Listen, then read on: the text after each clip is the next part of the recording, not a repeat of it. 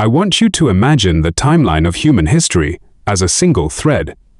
You probably like to think that this thread is straight, that good actions lead to good outcomes, and evil actions lead to ruin. You want to believe in a universe that makes moral sense. But if you pull that thread tight, you will see the terrifying truth. Reality is not a straight line. It is a chaotic, bleeding web where the greatest act of mercy and the darkest act of slaughter are often spun from the exact same fiber. Today, I am going to tell you a story about three people who never met, yet who conspired to define the fate of our entire species. And by the end of it, you might not know who the hero is anymore. It begins with a 7-year-old boy named Nova. Picture a sterile hospital room. The air smells like rubbing alcohol and fear. Nova is sitting on the edge of the bed, his legs too short to touch the floor. He has acute lymphocytic leukemia. He does not understand the biochemistry, but he understands the hollow look in his mother's eyes. He understands that his own blood has turned into a traitor. For 5 years, Nova fights a civil war inside his own body.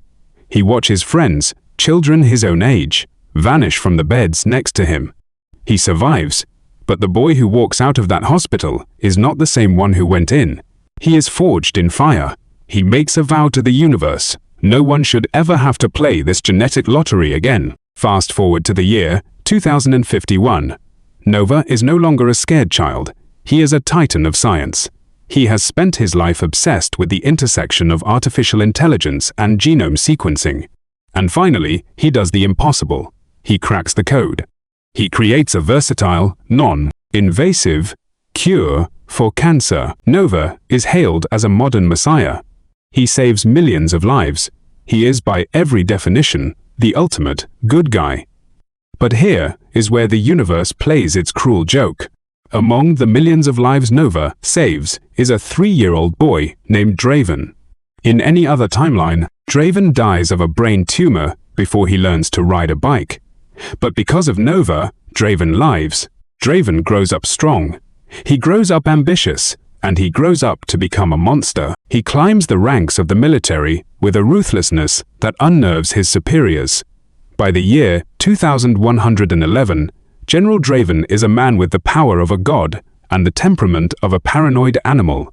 On a Tuesday morning, in a fit of calculated rage, he gives an order that changes everything. He launches a nuclear strike on a rival city. Retaliation is instant.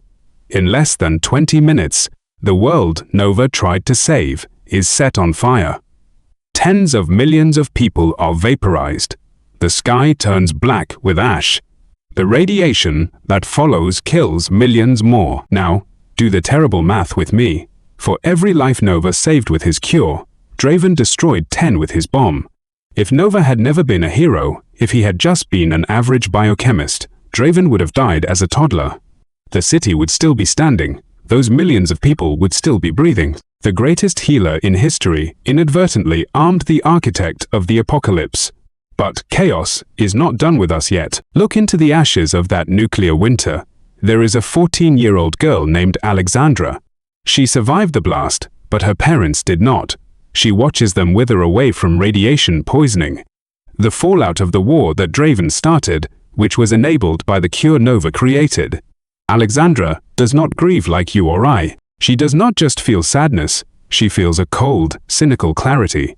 She looks at humanity, and she does not see a species worth saving. She sees a dangerous animal trapped in a cage, armed with a lighter. She realizes that as long as we are all stuck on Earth, extinction is just one bad day away. Her trauma becomes her fuel. She dedicates her life to one singular mission: escape. We need to leave this planet.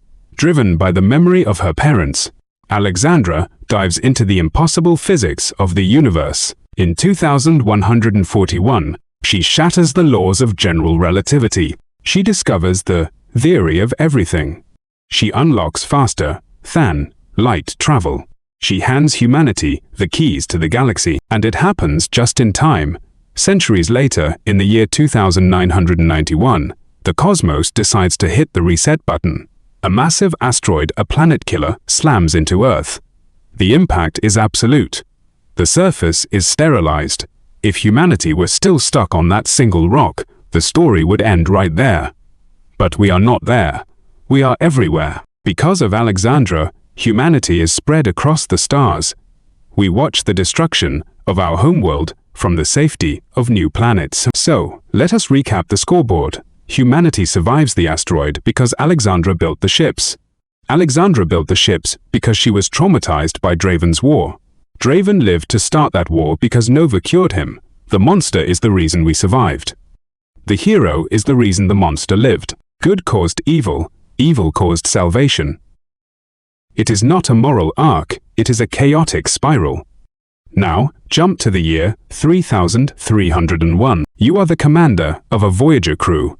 You land on a pristine, Earth-like planet. And there, standing in a field of alien grass, you find it, a monolith. It is a slab of pure, impossible black geometry.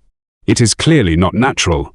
As you approach it, symbols on its surface shift and rearrange, translating directly into your mind. It is a message from an intelligence far older than us. It reads, "Greetings.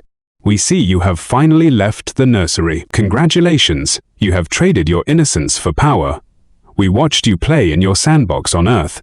We watched you invent imaginary friends you called gods, to explain why good and bad things happen to you. You thought you were the protagonist of the story.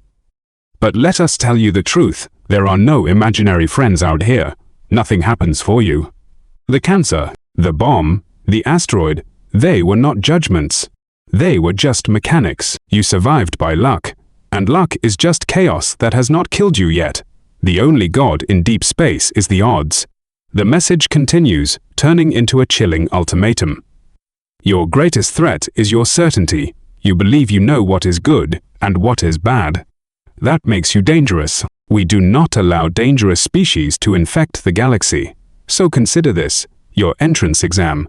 If you show us you are still arrogant children, bringing your wars and your ego into our domain, we will imprison you again, or we will end you.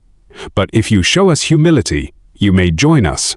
You may become reality. The message fades. You stand there, the wind of a new world hitting your face. You look at the obelisk, an object of absolute judgment. You feel the weight of Nova, Draven, and Alexandra pressing down on you. Your instinct, honed by thousands of years of survival and warfare, kicks in. You turn to your crew, you raise your hand. Assemble, you order, weapons free. Aim for the center, your squad raises their rifles, pointing the barrel of human violence at the face of the unknown. You pause. Your finger hovers over the trigger. The universe is holding its breath. The test has begun. Now, before you go trying to decode the language of an alien civilization, you should probably master the languages of your own planet first. The human mind builds its reality through language.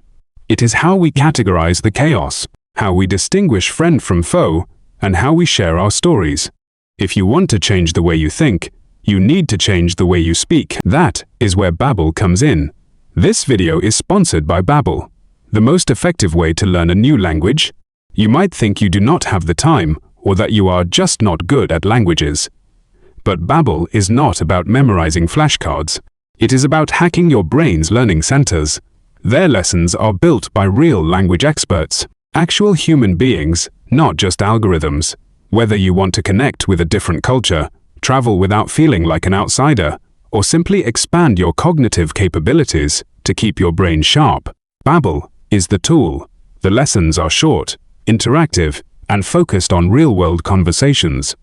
Or make a friend in as little as 3 weeks. Right now, click the link in the description to get up to 65% off your subscription. Do not just watch the story of the world unfold. Participate in it. Thank you to Babbel for sponsoring. And as always, thank you for watching. Choose your ripples wisely.